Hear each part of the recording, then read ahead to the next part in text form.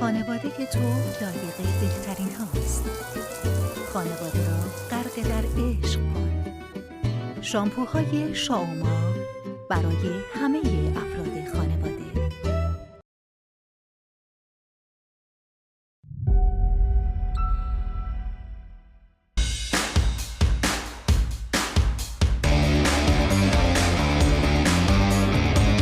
ماشین ظرفشویی دیو سری گلوسی.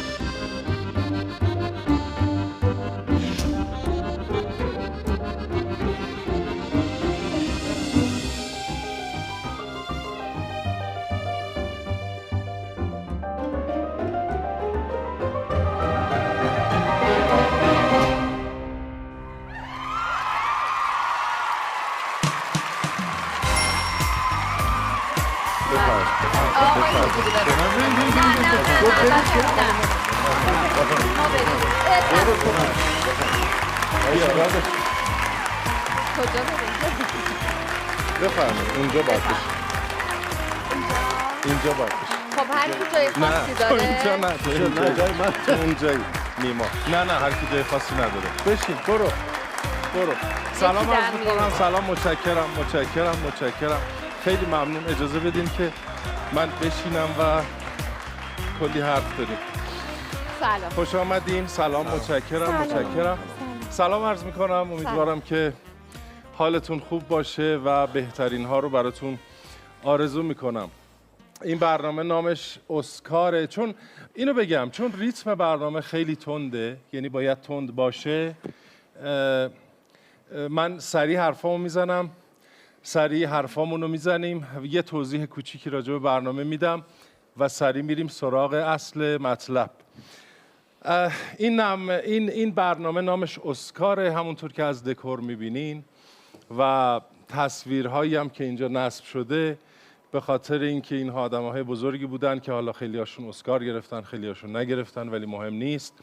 ورود ما قرار بود، بچه‌های تیم نویسنده به ما گفتن که ورود بذاریم و فرش قرمز و اینا مثل خود اسکار، ولی ما گفتیم از این قرتی بازی‌ها نکنیم، خودمونی تر باشه، بیایم. امکاناتش هم نداریم، یعنی اون شکلی اصلا نمیشه. یعنی اینه که همینجوری اومدیم که صمیمی‌تر باشه.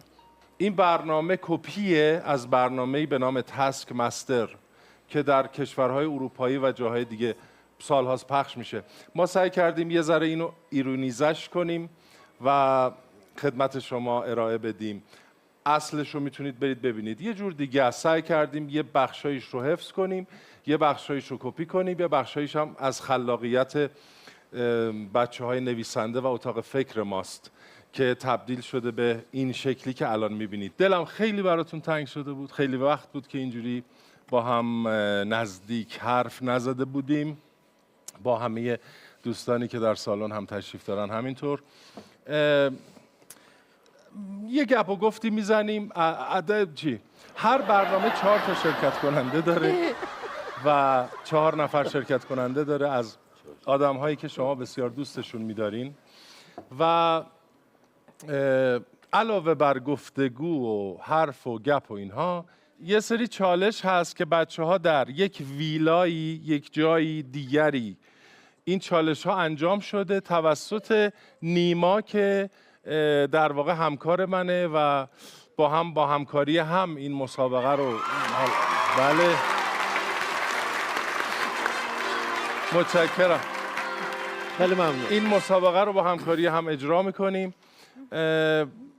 بخش ویلاش رو، بخش چالش هاش رو نیما در ویلا اجرا کرده، ضبط شده و ما در اینجا میبینیم در یک تلویزیون بزرگ که میاد و اوه. بخش اینجاش رو من انجام میدم.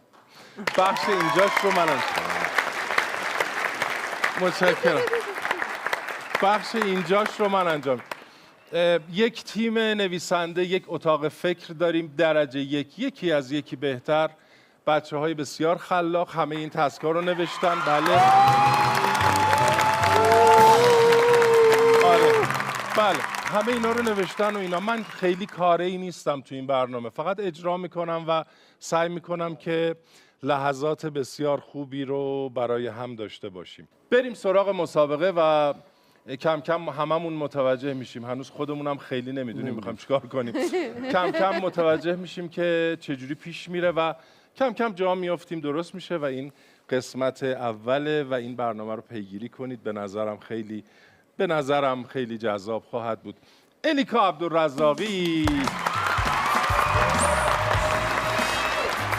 بله، رضا نیکخواه، سحر بلدبگی و نصرالله رادش آره که اولین گروه شرکت کننده ما هستن در این برنامه. عرض کردم هر قسمت 4 نفر شرکت، هر برنامه 4 قسمت شرکت کننده داره و شما در 4 قسمت خواهید بود. یعنی هر 4 نفر 4 قسمت از برنامه، یعنی یک فصل رو تشکیل میدن. بریم شروع کنیم ببینیم چیه. سلام که عرض کردم، توضیح برنامه رو از اینجا من خودم هنوز نمیدونم میخوام چیکار کنم. اوکی هیچی. توضیح برنامه رو یا دادم، خدا. اینا رو تیک میزنن. آره. معرفی مهمان ها تیک میخوره. توضیح برای نمایش شروعش ما تو این کار یه کاری که کردیم اینه که بچه ها خودشون هر 4 نفری یک تیکه از فیلم سینمایی معروفی رو اوه. رفتن یه سکانسش رو بازسازی کردن آوردن. یعنی اینکه خودشون جای یکی از بازیگرا بازی کردن، خودشون تدوین کردن، خودشون کاراشو کردن آوردن. خب اولین فیلم سینمایی که خود رضا ساخته، ارواح عمش، خود رضا ساخته و آورده رو با هم میبینیم. اینا امتیاز داره. امتیاز رو حالا الان این تلویزیون میاد، تلویزیون نگاه کن.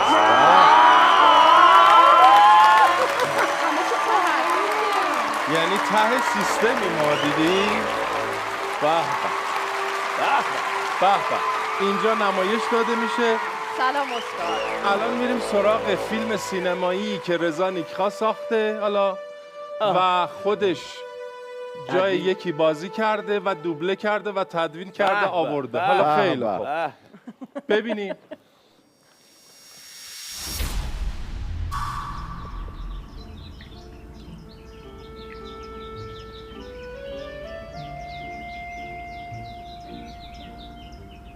مزه چطوره؟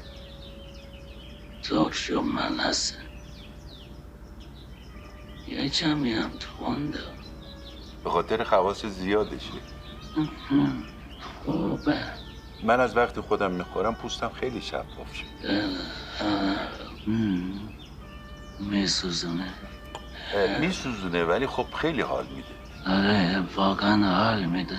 البته سرشار از ویتامینه، هم ویتامین بی داره هم ویتامین سی داره. ویتامین بی. آره سرشار از کلسیوم. میشه بپرسم از کجا گرفتی؟ از لبنیاتی بارتان. حیف که تموم شد. لیوان آخر. نه ترس خریدم، هم دوغ هم شیر.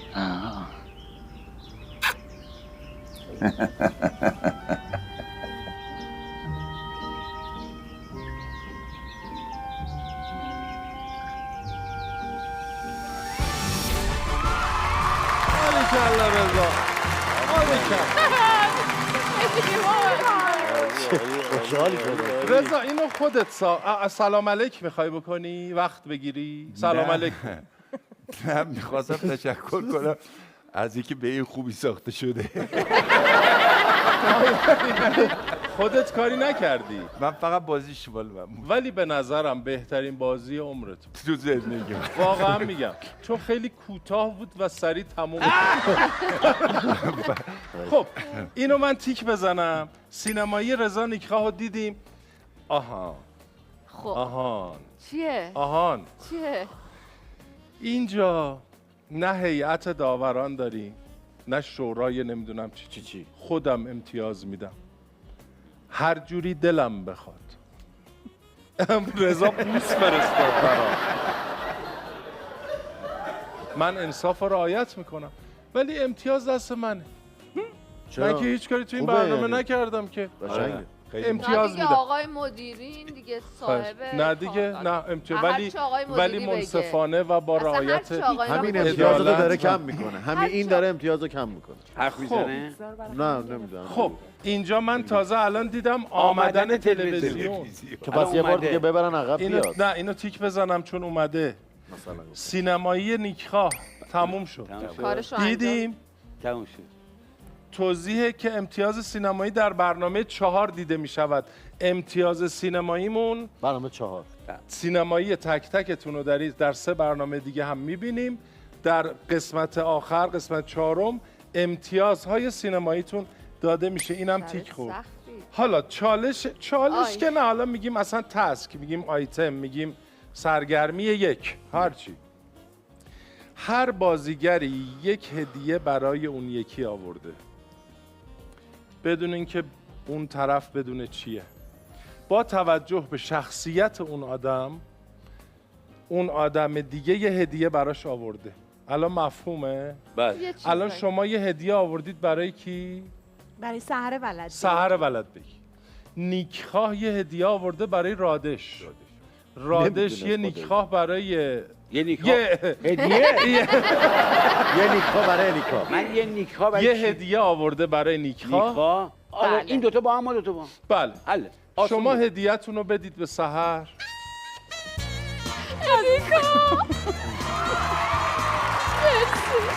بیا این توضیح داره ولی اونم توضیح داره بازی داره. بله. خب باز کنین دیگه. اجازه داریم؟ این با توجه به شخصیت چی شد؟ شخصیت خودشو دید. این با توجه به شخصیت اینا همدیگه برا هم این چیه خانم؟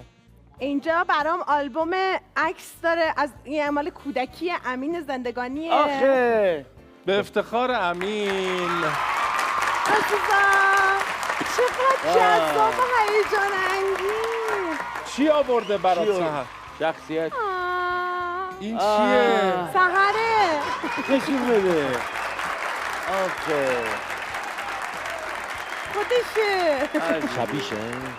راجب سحر چی فکر کردی که اینو براش آوردی؟ من همیشه تصورم از سحر به غیر از کاراکترش ظاهر عمومی سحر عروسک پارچه‌ای لبگلی اینطوریه و فقط عروسکی پیدا نمیشد که بتونن بوت مثلا کوهنوردی پاش باشه. یه دونه از این مثلا چوب اسکی دستش بدیم چون همش در حال کوه و کمر و ورزش و این مدلیه. آره این ولی بخش- واقعا به نظرم آره، سحر آره. ولد بیگیه. آره. انقدر که خوشقلبه، این ماه انقدر که میمونه. مهربونه، انقدر که عین قنده.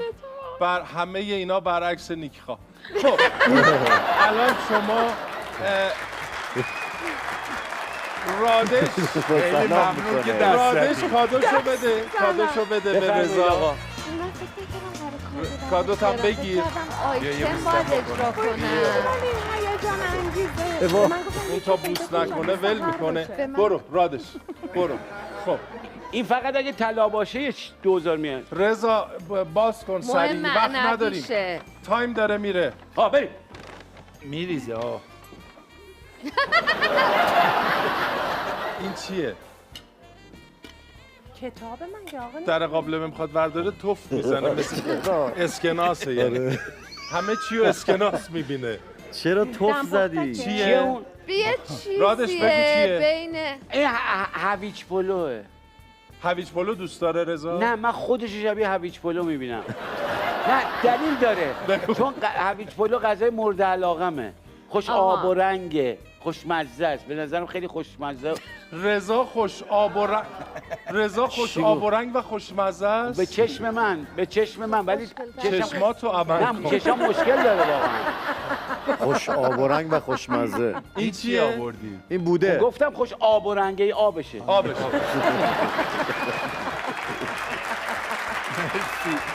دست درد نکنه.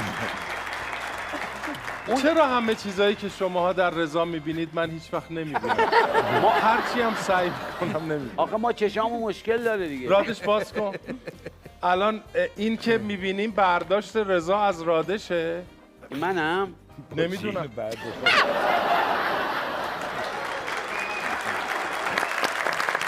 خب مرسی عزیزم.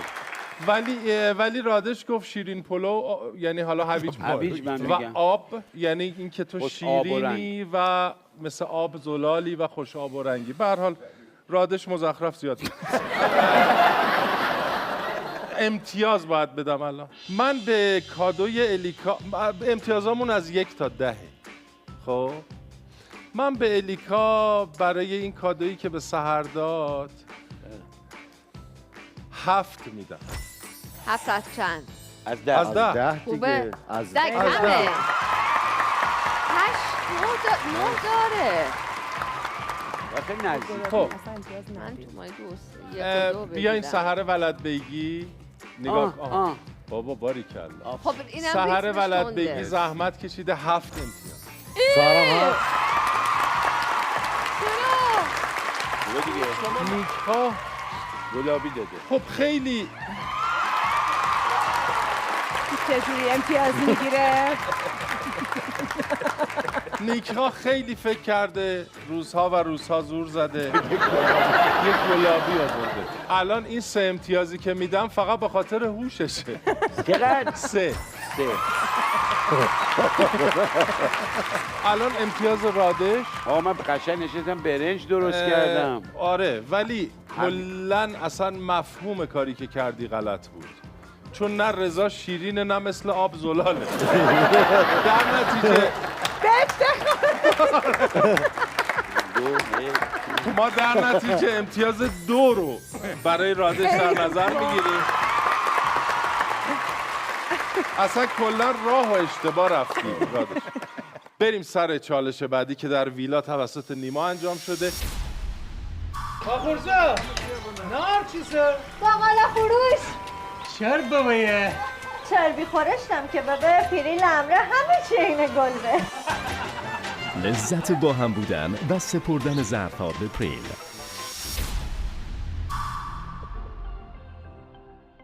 سلام، چطورین؟ خوبین؟ حتما میگین من اینجا چی کار میکنم؟ اومدم حامی برنامه‌مون رو بهتون معرفی کنم.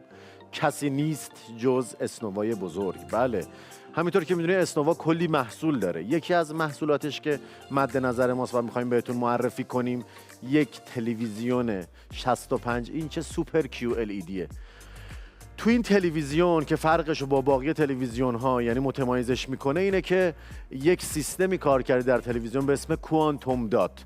کوانتوم دات تکنولوژیش چیه؟ که شما میتونید بیش از 1 میلیارد رنگ رو با دقت بیشتری ببینید و تصویرتون شفافیتش بیشتر میشه و خیلی فوق العاده است. مرسی از اسنووا.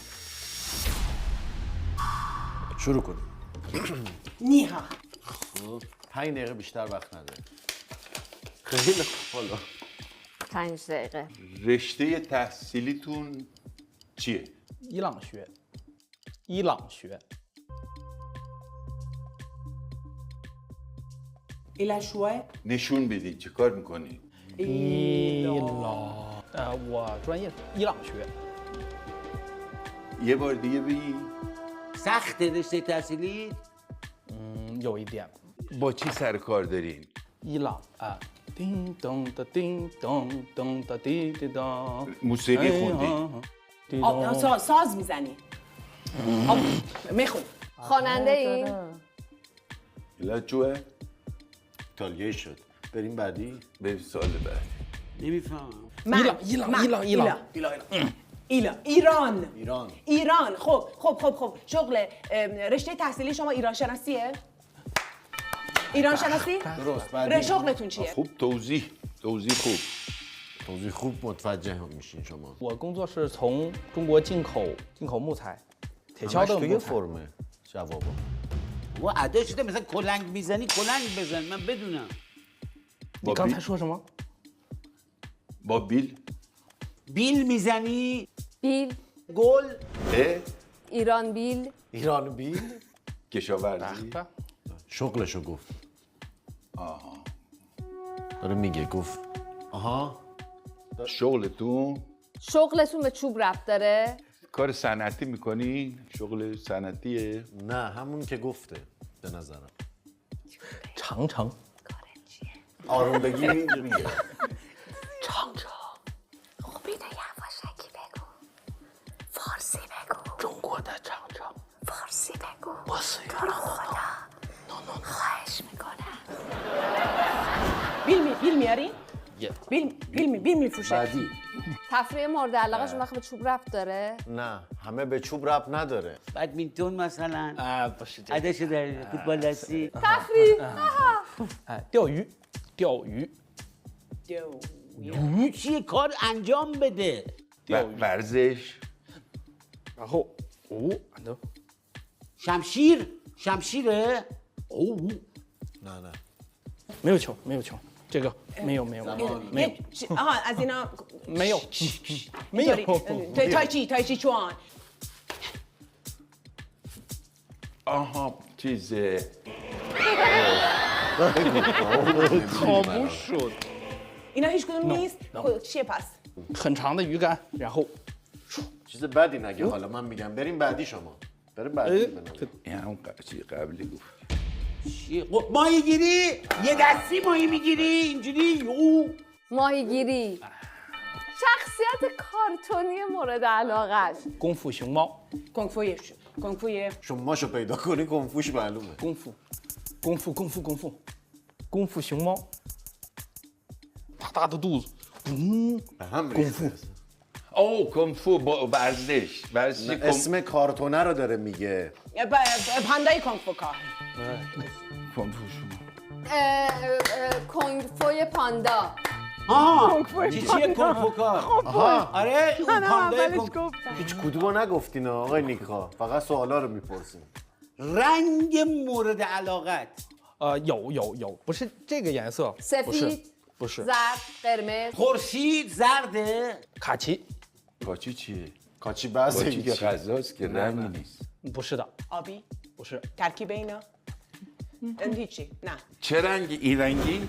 رنگ 不是的，不是 این رنگی دوست داری؟ 不是的，比较接近， نشون بده چه رنگی 接近于这个颜色和这个颜色的之间。 اوکر. ببخشید اوکر چه رنگی میشه که بهش بگین؟ اخرایی. اخرایی چی؟ اوکر. اخرایی نه. صح. 你确定那是波斯语吗？ کرم بژ همین رنگا دیگه همینا. تو همین مایه ها. 是什么？ از اوکر بگذر. همین رنگه. فهمیدم. چی میگه؟ تموم کنیم این بخشو. چیزی که به نظرش در ایران بیشتر از چین وجود داره چیه؟ 中国车， دنبشگو چی؟ 中国 حرف بدی زد. 中国，我是中国。 چیز مترو هوایی ای بابا به صدوح آوردین مرد چینیو. ایران شبیه همن انگار نه. آها شبیه همیم. تو ایران بیشتره ها میگه بیشتره. چونگوا چوا. میگه چونگوا چوا. یعنی چونگو اگه تو چین بیشتره ماشین تو ایران زیاده 中国车 ماشین چینی ماشین چینی؟ شغل بدتر از شغل خودش میشه شغل پدرش خسته نباشه تو معامله و ایناست 还可能是羊毛，可能是真丝。 کراوات اتو میکنه کروات اتو کردن شغله.不是 باشه بابا چیکار است چی میکنه باباش؟ پول در میاره، به همه پول میده، تو بانک کار میکنه، بانک داره. برو بعدی. بریم بعدی. سریال ایرانی مورد علاقه. دراکولا. ای بابا. ضرب المثل ایرانی مورد علاقتون. اینو خوب نشون بده متوجه بشم. 生意是生意，兄弟是兄弟。 سنگی تا نباشد چیزکی مردم نگویند چیزها. پول چقدر میخواد 它是两个不同的东 معنی خوبی نداره. 西，就是他们两个不在一起，他们是分 میزان 开的。 ترازو. 我把钱给你，你把这个东西给我。 این شیرینگوشی اینگوشی نابرده رنج نتونستید بگید متاسفانه. حساب کاکا برادر. 兄弟是兄弟，比如说我， منو تو بازی نیا. تو شونده. قلبه. حساب کاکا برادر. کجا با خانمتون آشنا شده؟ همونجوری ادا بازی پانتومیم. اینو یه جوری بگو من عالی بشه لااقل یکی جواب بدید 我们是在中国的长城， تو چانگچون یارو رو 公园就这么小。 درزیده. بابا میگم کجا با میگه دو خب اینجوری تو این با هم آشنا شدن؟ نه داره میگه که تو بازی با هم آشنا شد. 北京 بلژیک 长城 چام 伊朗 ایلام تو کوها. دیوار چین. بخ بخ گفت. واقعا دیوار چین آشنا شده. 你还能在上面走。 تو هوا دیدیش؟ تو هواپیما همه رو جواب دادی. تموم شد. خیلی ممنون. نیها. تموم شدش. 你好，你好，你好。 نیها. تو چینی بلدی. کسی چینی مگه بلده؟ ولی تو چینی بلدی. نه بابا. یه دونه رو نگفتی رضا. میگی ایلام، تو ایلام با هم آشنا شدن. خب امتیازها در نزد نیماش. یا خدا. خب به تعداد بگم؟ جوابایی که دادیم. بله. الیکا عبدالرزاقی 7 پاسخ صحیح.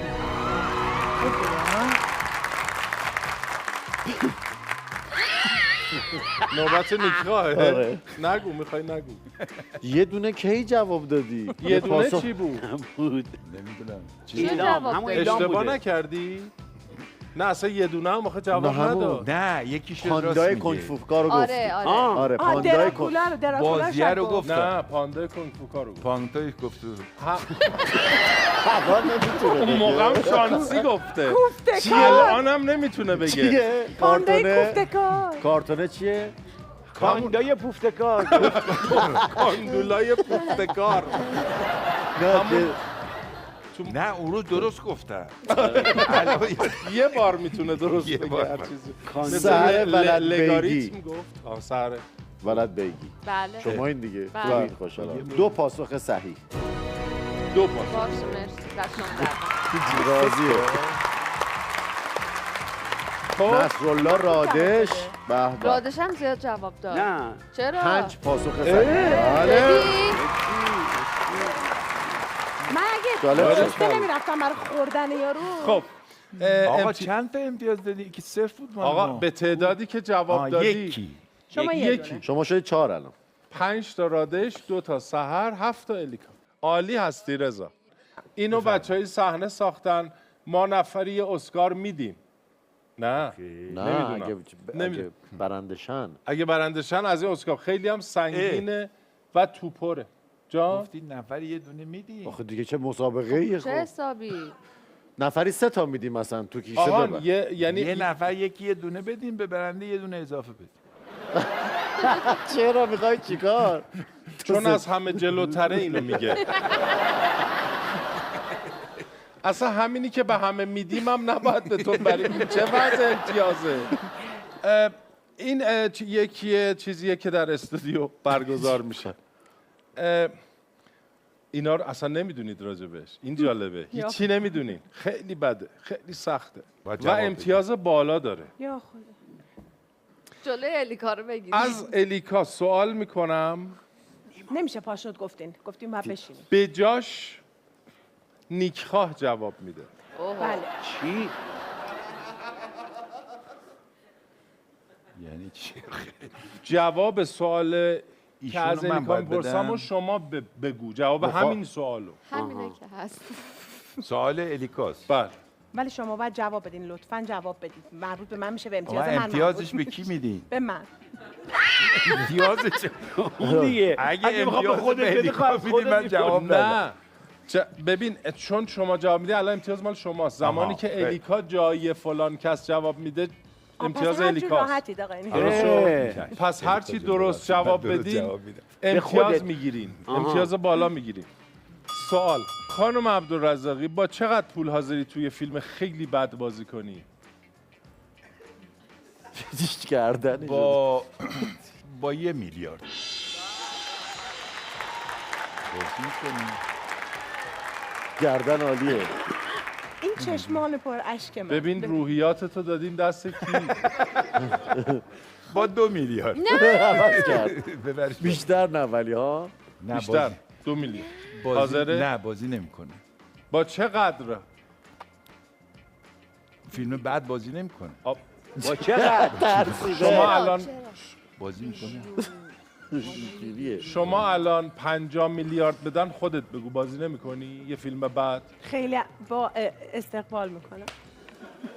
چی میگی؟ واره به او داری به 50 نفع کی میلیارد صحبت بله. خب 2 ولی بازی نمی کنی. نه واسه 2 میلیارد نه. خب نه دیگه. آقا با همون 1 میلیاردی بازی میکنه. خدا بازی میکنه. چه دیدی؟ شاید بازی. خب خانم عبدالرزاقی دوست داری امین با کدام یک از بازیگران زن خارجی هم بازی بشه؟ نیکول کیدمن. آره؟ مگه داریم؟ خوش دادی؟ عاشق نیکول کیدمنه. نه البته ایشون خب باشه. باید درستش کنه. اونم نفر دومه. مهم نیست آقای خانم زندگی. عبدالرزاقی از کدام یکی از افراد این جمع خوشت نمیاد؟ خودتو نمیتونی بگی. این جمع اینجا بله. رضا نیکخواه. نه خودتو دوستت نمیتونی داره. بگی. من خودم نمیتونم بگم. من یا رادشو فدا کن. ما 2 تاییم. رادشو فدا کن. از برای من عروسک آورد. منم رادشو هستم ببر. نیما هم هست. منو بگیم دیگه. بگو. از آقای مدیری. جوک جدید. اینم از این.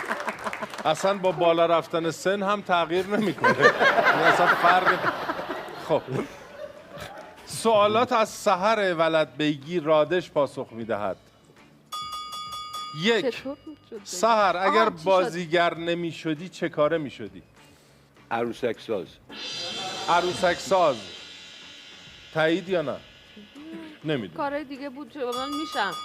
اگه بگیان میشم. قبل از نیما چند تا خواستگار داشتی و چه کاره بودن؟ 13 تا 13 تاشون بیکار. یه جوری درجا جواب میده انگار میدونه. خود نیما هم بیکار بود آخه. خواستگار یه دونه تعریف کنم داستانش رو. یه دونه تو خیابون با مامانم داشتیم میومدیم، خانومه دید گفت پسرم از خارج قراره بیاد بیایم خواستگاری دخترتون. فک و فامیل جمع شدن خواستگاری را انداختن. مامانه با پسره اومد، پسر خواهرم رو دید، از خواهر من خوشش اومد. برای همین خواستگاری کلاً به هم خورد و در نهایت من و نیما با هم ازدواج کردیم. نه تو رو گرفت نه خواهرت. آره فقط اومدن خونم و سر چیزا عجب خوردن. نامردی بودی یارو. لااقل خواهرتو میگرفت. نگرفت. چند ساله بودی؟ 18.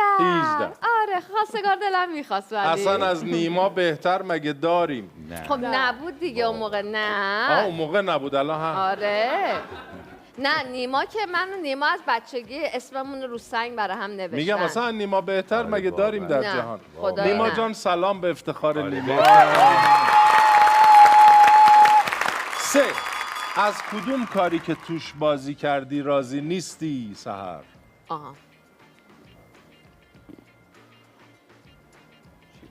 کارات یادم نیست. اون مسابقه که با نیما اجرا کردم راضی نیستم. چه؟ مسابقه بود دوتایی. اونو؟ حال نمیداد. بله. چرا نه؟ نه اصلا. پولامونو به موقع ندادن. جای تو داره میگه. اذیت میکنن آقای مدیر. 4 بدترین تصمیم زندگی چی بوده؟ ازدواج با نیما. بدترین تصمیم زندگیم این بوده که گاهی موقع تصمیم گرفتم از نیما جدا شم. بعد دیدم وای چه خریتی نه خودشو گذاشته در قالب نقش. آفرین. باریکلا. آره یعنی الان داره سحر رو بازی میکنه. سحر بازی داره میکنه. اینجوری میشه. آره هیچی و آخرین سال بدترین ویژگی که داری چیه؟ چی؟ بدترین ویژگی که داری؟ خیلی جیغ میزنم.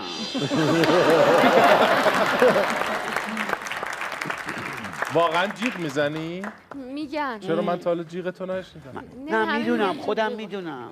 نه حساسم بدیا. سحر ولد بیگی میری بیرون. بعد برنامه نیما میاد رادشو میبره. آره. خیلی خوب بود.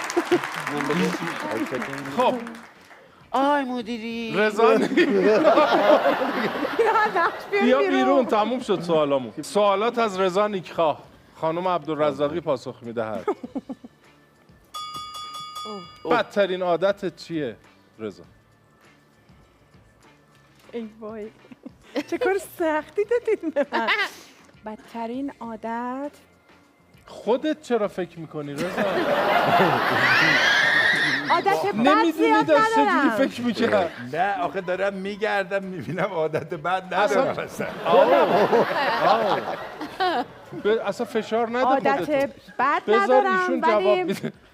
ولی خیلی حسابگرم مثلا. نگو. نیستم. دست و دل بازتر از این دیدی؟ نه ندیدم. تو عمرش یه هزاری به کسی نداده. نه دیگه. بله مثلا آره مثلا خودم تعریف میکنم. یعنی من دارم آقای نیکخواه میگم خودم تعریف میکنم که مثلا میخوان حساب کنن امکان داره مثلا برم مثلا تو تراس هوایی بخورم یا برم مثلا دستشویی. این اتفاق امروز افتاده. به دیگه باید بگم با هم اون پشت پیتزا سفارش دادن.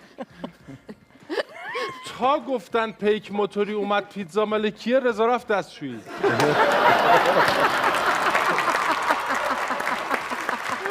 ادیکا رفت دسته پول در آورد توف زد حساب کرد. ولی مدل آقای نیکخواه توف زد. رضا اومد بیرون اومد اینجوری و گفت این پیتزا نیومد. یعنی فکر کرد همه ما خریم. گفتن چرا اینها بفهم. گفت الیکا تو حساب کردی؟ گفت آخ چرا. به خدا بعد بچهای گریم شاهدن. گفت آخ چرا. خیلی متاسف شد. سوال بعد از کدوم فیلم ایرانی خیلی بدت میاد؟ فیلم ایرانی؟ رفت تو فکر. الان میگم از فیلم سینمایی؟ فیلم سینمایی از کدوم؟ یا چرا با هم شدی؟ یه فیلم سینمایی که خیلی بدشون بیاد. فیلم سینمایی که خیلی بدشون بیاد مثلا هکی بگیم ناراحت. زمان. ای وای ای وای فیلم بدی بود. ای وای خیلی فیلم بدی بود. خیلی از هیچ فیلم از همه فیلم های ایرانی خوشش میاد. چه نقش معروفی رو فکر میکنی تو بهتر بازی میکردی؟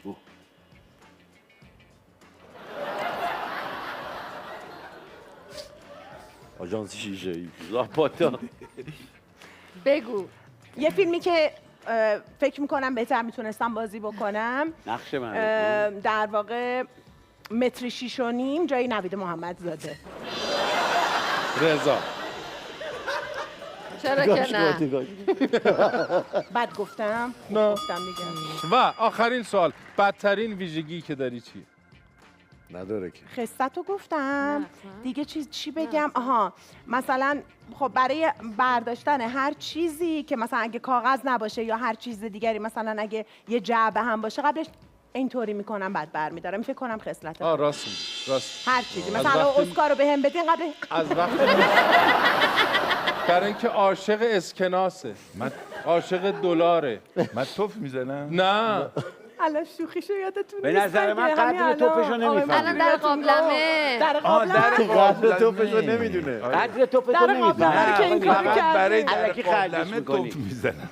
من از وقتی یادمه هر کاری خواسته بکنه راست میگه. اینجوری میکنه از بس عاشق اسکناس. سوالات از نصرالله رادش خانم ولدبگی پاسخ میدهد. 1. زمان نداریم. به نظرت شبیه کدوم یکی از بازیگرای خارجی هستی؟ رابرت دنیرو. رابرت دنیرو. اونا بابا بودی آلن اونجاست. وودی آلن. هیچ رفت ببین خوب گفتم. رادش. نظر جنس مخالف در مورد چیه؟ چکه پرمن. جان؟ چکه پرمن. میمیرن یعنی براش. میمیرن مثلا. به گیلکی ولی. چکه پر پرمن. میزنن. یعنی که میمیرن یعنی برام. میمیرن واسن. ما هم چکه پرتیم. بابا کجی؟ آقا یه پرش هم دست و پا برای ما. میزنن. بابا کو؟ دست و پا میزنن براش. چه اتفاقی میافته که نقاشیات این شکلی میشن؟ اوه چه سوال خوبی. چی؟ گفتم همشون یه شبه چه اتفاقی میفته؟ دیدی نقاشیمو؟ خودمو میکشم. و بدترین ویژگی که داری چیه؟ آخریش. زود عصبی میشم. زود عصبی میشه. عالی خیلی. جواب داد. خیلی هم عالی. میدونید که رادش یه نقاش درجه 1 و یک مجسمه ساز درجه 1. مرسی بابا. یه بازیگر رو. آره و کاراش خیلی عالی. جذاب و عجیب و ایناست. اینجا نوشته تلویزیون می آید. دوباره خودتو میکشی دیگه. والا اون که درونیاتت دیگه. خب دیگه خیلی هم میگن خودتی ولی خب من که نمیفهمم. چون نقاش و مجسمه ساز آقا. جذاب و ولی من- عجیبه کاراش. خیلی عجیبه. بله. هر کسی نمیپسنده. به خدا این تملق. خب به نداره. قرآن این تملق نیست. از ته دل میگم. خیلی هم مسخره میکنن ولی باعث افتخارم اینه که تو میپسندی. قربونت برم. قربونت خیلی برم. کارهای خوبی هن. واقعا گفتم. قربونت برم. خب میریم خیلی عقبیم و خیلی تایم طول کشیده. خب من تون گفتم دیگه نه همه عالی رو. بودید. امتیاز ندادم هنوز. ندادم. شما اینا هم بعد بچه‌ها هم بعد امتیاز بدن یا همه رو شما بازم امتیاز میدین؟ اینا باز شما امتیاز میدین؟ من آدم زورگوییم. ولی برای اینکه ثابت کنم زورگو نیستم و منصفم، چون امتیاز دادن و تفکیک تو این یکی خیلی سخته دیگه. آره سخت. همه نفری 5. خوبه؟ همه نفری 5. خب میریم تو کدوم مرحله 5؟ همین همین که اینی الان که داریم. گرفتیم. از آره، اول شهلا میخوای جون. سلام علیک کنم و برنامه رو توضیح بدم دوباره. میریم در ویلا. یک چالشی انجام شده که خیلی جذابه. نیما برگزار کرده. هیچی نمیخوای بگی؟ چی؟ الان نه بعدش بیایم میگم. بعد میگی. بریم ببینیم. خیلی جذابه. من اینجام که مایه لباسشویی دورتو رو بهتون معرفی کنم. ببینیم این لکه رو پاک میکنه. مایه لباسشویی دورتو پاک کنندگی و لکه بری فوق‌العاده‌ای داره. مقوم صرفه هم هست. دورتو. خب همینطور که گفتم تلویزیون سوپر کیو LED 65 اینچ اسنوا یک ویژگی دیگه هم داره، اسمش لوکال دایمینگه. اون کیفیت تصویر و اینا که هیچی، تو قبلی گفتم این یه ویژگی دیگه است. حالا کارکرد این لوکال دایمینگ چیه؟ اینه که کنتراست بالایی داره. یعنی چی؟ یعنی شما میتونین تاریک ترین صحنه های یک فیلم رو به وضوح ترین شکل ممکن ببینید. به نظر من این قابلیت جون میده واسه فیلم ترسناک دیدن. چه اصلا ترسناک هم نبود. مرسی اسلام. مأموریت ویژه. چرا اینجوری به شما نباید بدن؟ نام مأموریت چیه؟ اگه میتونی منو بگی. با کمترین تعداد تماس به دورترین فامیلی که میتوانید آن را پشت خط بیاورید زنگ بزنید و خود را با نسبت فامیلی معرفی کنید. 1. شما را که از دست طلبکارهایتان متواری هستید در خانه خودش مخفی کند. اون شخص برای آزاد شدنتان از بازداشت سند بیاورد. 3. به شما 50 میلیون تومان قرض بدهد. 4. ضامن شما برای گرفتن 500 میلیون تومان وام شود. حالا به کی باید زنگ بزنید؟ برو این مهمه. به برادر خانوم پسر برادر زنداییتون. به کی؟ به کی زنگ بزنم؟ به برادر خانوم پسر برادر زنداییتون. برادر خانوم پسر کی؟ برادر خانوم پسر برادر زنداییتون. زنه. گرفتیم ما رو. کی؟ برادر خانومه. پسر برادر زنداییتون. الان میتونین به داییتون زنگ بزنید بگین که با زنداییتون کار دارین. برادر زنداییمو میشناسم. به خب برادر خانومش زنگ بزنم. شما الان باید به زن داییتون زنگ بزنید. خب به زنداییم زنگ میزنم. به دایی زنگ میزنید میگی میخوام با برادر زنتون صحبت کنم. داییم که فوت کرد. به زن داییتون که اونم فوت کرد. اونم فوت کرد. میخوایم به امیر زنگ بزنم. کار نمیاد. به پسر برادر زنداییتون نمیتونین زنگ بزنین؟ پسر برادر زندایی اصلا نمیدونم کی میشه اون. من میدونی که نمیتونم این نسبت فامیلی ها رو بعد دونه دونه بهم بگی. میگم اصلا نمیتونم. به داییتون زنگ بزن. دایم نیست. کجاست؟ آلمان. بی خود باید باشه. خب به عموتون زنگ بزنین اگر در قید حیات هستن. بله عموم در قید حیات هستن. به عموم زنگ بزنم. همون مسیر رو بریم. ای بابا. ولی شاید حال صبر کن. شاید زنده بود. چجوری شد؟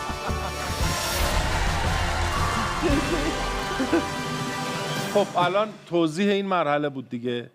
توضیح این مرحله. توضیح هم تیک میزنم. نوشته توضیح بود. جان. چی؟ توضیح دادن.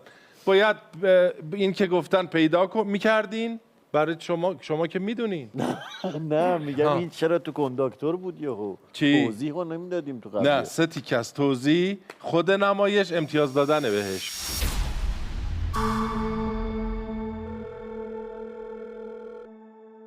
خدایا بخیر بگذرم. وای من از خانواده یه دونه عمو برام مونده.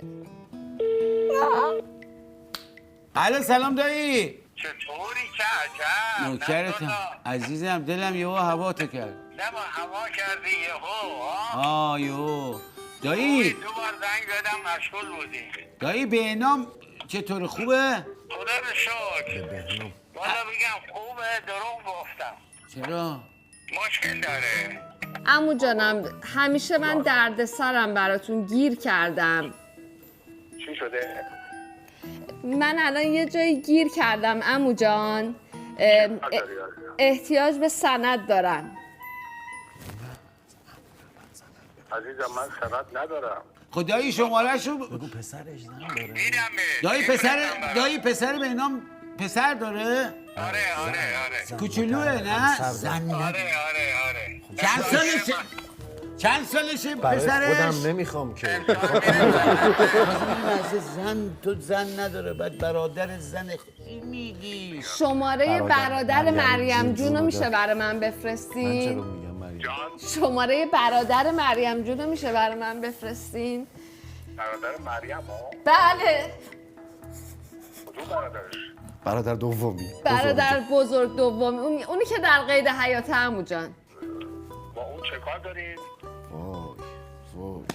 بابا دایی جانم. خب تلفن بهنامو میتونید برام الان یک توی وضعیت داغونیم. باشه. ببخشید بهت زنگ میزنم. تصادف کردم با یکی الان. خیره عمو جونم بهتون خبر میدم. زنگ میزنم تا 5 دقیقه دیگه. خدا چطور اونقدر الهی خدا ببخشتتون. الهی خدا چرا؟ من زنگ بزنم به زنمون. به زنمود که بس چی به وای تازه اونا آره دیگه من نمیتونم بخورم. امتیاز. بهنام سلام. خوبی؟ خیلی مخلصم. بهنام تو پسرت چند سالشه؟ مدرسه میره تازه؟ تازه دبستان. خب چطوری زنش؟ ولش کن این 4 تا رو هر کدوم میخواد ازش. از خودش؟ آره دیگه. بهنام حالت خوبه؟ نه حالم به خدا خوب نیست. گوشه من زنگ زدم باهات صحبت کنم دیدم نشناخت. نه شمارت سیوه. چی نشناختی؟ گفتم به زنگ میزنم. گفتی من اجازه بدی خودم بهشون دارم از امیدی برمیگردم سمت دیوان. چی شده حالت بده؟ حالا برام توضیح میدم برات کامل. چطوری به این بگه بیا سند بذاری 8 تا سند خودش؟ خب بر نمیداره. بر ندار. سلام علیکم. سلام مریم جونم. سلام. خوبی قربونت برم. آره فدات شم. شما خوبی؟ قربونت برم. مریم جونم شماره برادرتون رو به من میدی؟ برادرم؟ آره قربونت برم. برادرم تهرانی. خب شماره موبایلش رو میتونی بهم بدی؟ تلفن برای همون چیزی بدم؟ سمیه رو بدم؟ آره سمیه رو بده. تغییر. بنام پول لازمی یعنی خدای نکرده؟ نه سند لازم نیستی؟ مثلا گرفتار برگرد چرا قشنگ چجوری بخوام؟ نمیدونم یک کدوم بخوام میتونی بنام یک دقیقه وقت بنام یه ضمانتی اگه بخوام برای یه چیزی برای یه کاری اعتماد داری بهم؟ برای چه موضوعی؟ الان قرار شد سمیه به من زنگ بزنه یا من به سمیه؟ شما به سمیه صداش داره میلرزه. نداره حالا بعدش میگین که تو یک برنامه دیگه الان که دیگه الان چی شد؟ بشینیم تا بفرستن مریم جون بودن؟ آره موضوع وامه موضوع چیه؟ بامو بگم الان من بازداشتم کردن بازداشت برای آزاد شدنم آزادت میکنیم عزیز من داغونم شوخی میکنی اینا جان نسوده به جان خودم یه دونه فقط چایی بمون میدن اینجا چایی خب منم اینجا چایی فقط میخورم و بگو منم زندانم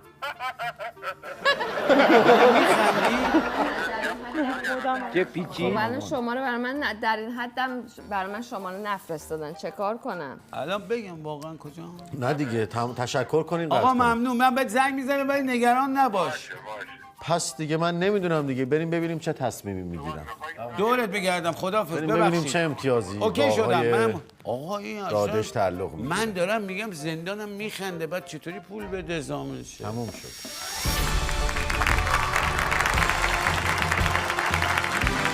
بلا فاصله میریم سراغ نیکخواه و الیکا.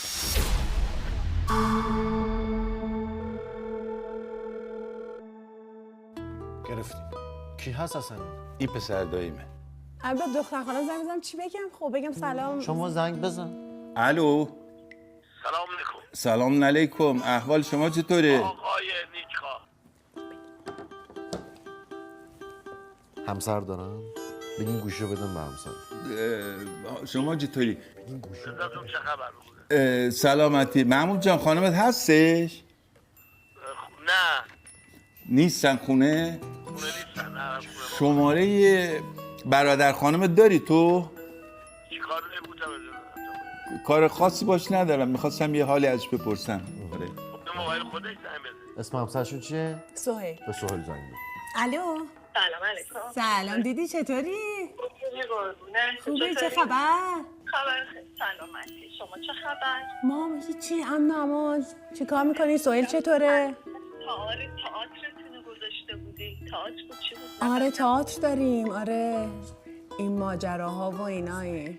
الو الو بفرمایید. سلام علیکم. سلام علیکم. حال شما چطوره؟ شناختی؟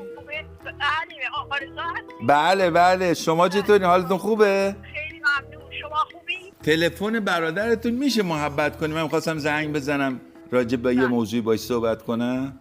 کدوم برادرم؟ دومی. من 3 تا دارم. من میگم 3 تا؟ سومی. سلام عمو سهیل. سلام علیکم. چطوری؟ خوبی قربونت برم مرسی. تو خوبی؟ وسط کاری شلوغی؟ سهیل جان من زیاد مزاحمت نمیشم. شماره سینا رو داری؟ یعنی داری که داری بهم میدی لطفا. نذاشتی حرف آره شماره‌اش لازم داشتم. الو سلام علیکم. حالتون خوبه؟ علی آقا من نیکخواه هستم میشناسی؟ بله بفرمایید. سلام سینا جان. سلام علیکم. الیکا هستم. چطوری الیکا جان خوبی؟ قربونت مرسی ممنونم. تو خوبی؟ خانومت خوبه؟ علی آقا یه مشکلی برای ما پیش اومده میتونی حلش کنی؟ بفرمایید خواهش میکنم. یه گرفتاری اومده یه ضامنی میخواستم برای خودم یه مشکلی پیش اومده یه ضمانت 500 میلیونی میخواستم امکانش هست انجام بدی؟ سینا ببین من یه چیزی در واقع شده یه ماجرایی پیش اومده برام در حال حاضر متواریم برای بانک؟ برای بانک آره. چه بانکی؟ بانک هرچی کردش نه چیز بود، بانک پاسارگاد.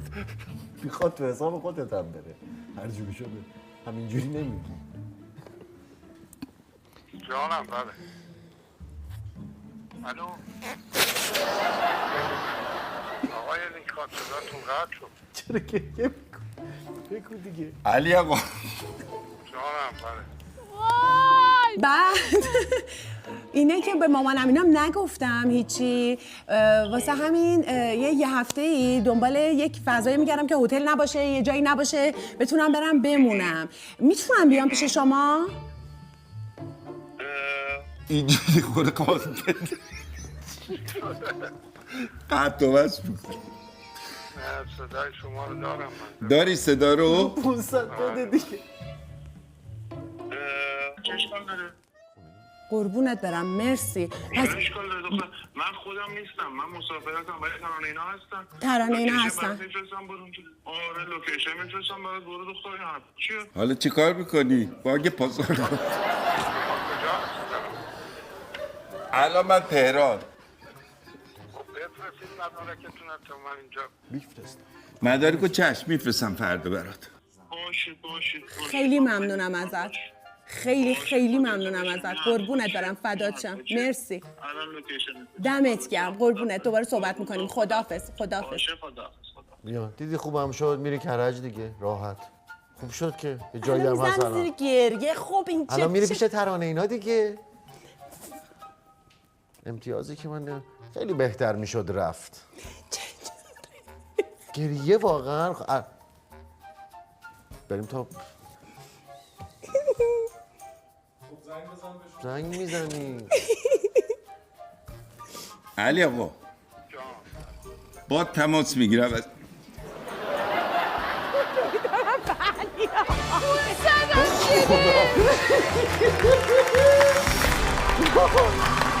من نمیتونستم واقعا. من بلند شدم رفتم آخره. سنگ آب میشه جلو. واقعا عجیب. الیکا چرا گریت گرفت؟ برای اینکه من دختر خالم و شوهر دختر خالم با هم خب روابط خیلی صمیمانه بسیار نزدیکی داریم، ولی برادر در واقع ایشون که در واقع ما هم همشهری هستیم، هم از دوستان قدیمی هستیم، چندین سال من اصلا از اینا خبر ندارم. یعنی گهگداری تلفنی از طریق پدر مادرشون من خبرشون رو دارم.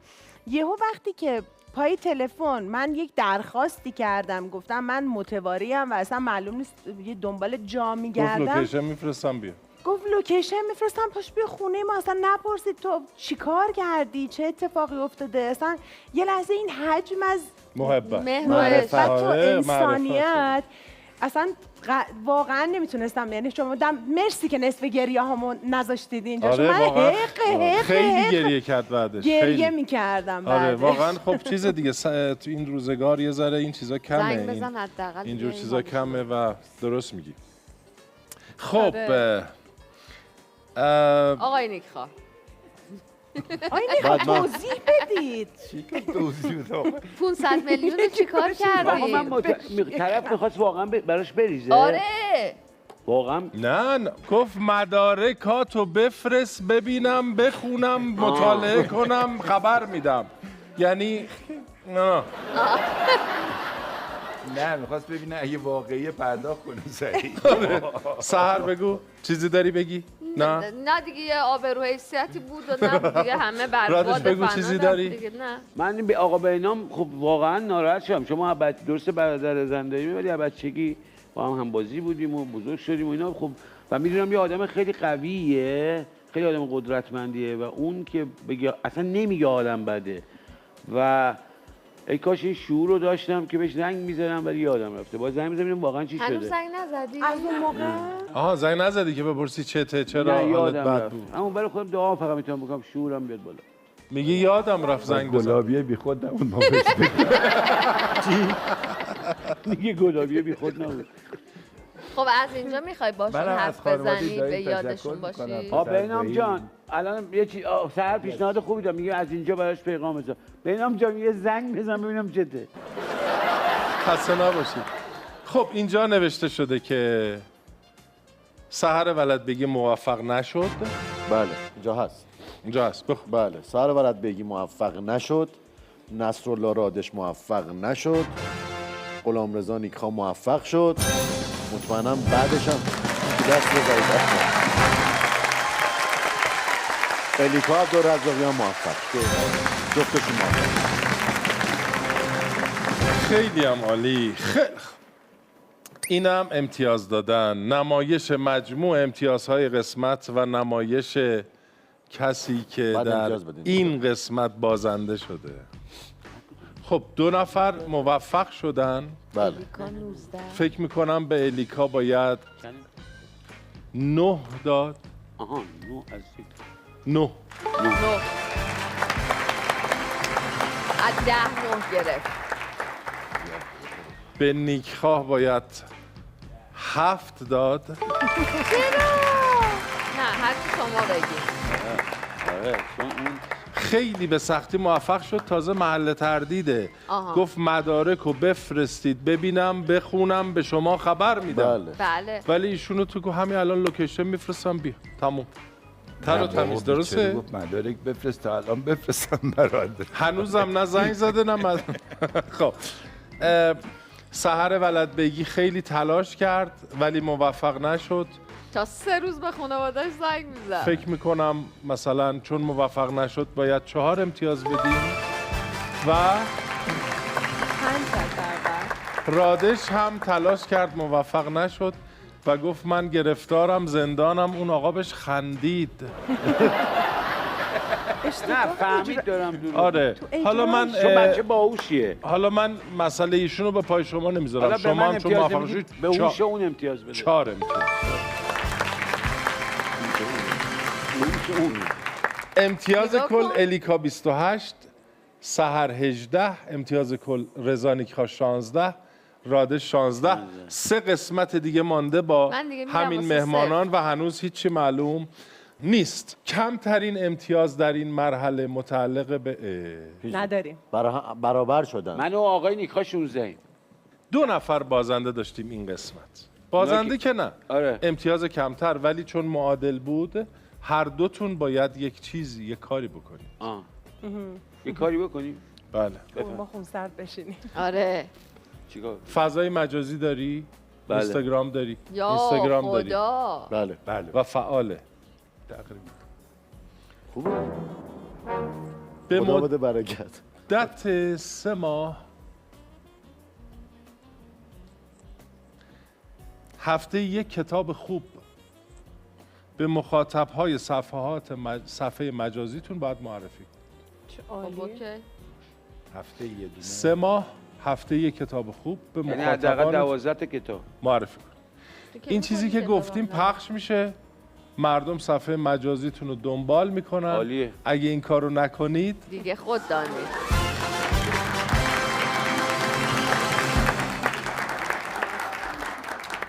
تمام شد. قسمت اول بود پر از نقص بود. نه خیلی هم یه بخشای خیلی جذابی هم داشت. حالا این درست میشه و خیلی غیر فعال بود نیما در این قسمت. درست میشه. آره یه ذره مشکوکه. نه جای ورود نداشتم. اوکی. من یعنی جای ورود نذاشتم برات. نه باید اینجوری می بود آخه. اوکی. امیدوارم که دوست داشته بودید برنامه رو. از قسمت‌های بعد بهتر میشه، به نظرم جذاب‌تر میشه. آیتم‌های بسیار جذاب‌تری داریم و آرزوی بهترین ها رو برای همتون دارم. هفته دیگه دوباره ما رو ببینید و نمیدونم هفته دیگه مثلا چند روز دیگه نمیدونم چه جوری پخش میشه هنوز، ولی قسمت‌های بعدی امیدواریم گرم‌تر، جذاب‌تر و بهتر بشه با همین 4 نفر و ببینیم که این رقابت چطور پیش میره. متشکرم. شب بخیر. خداحافظ.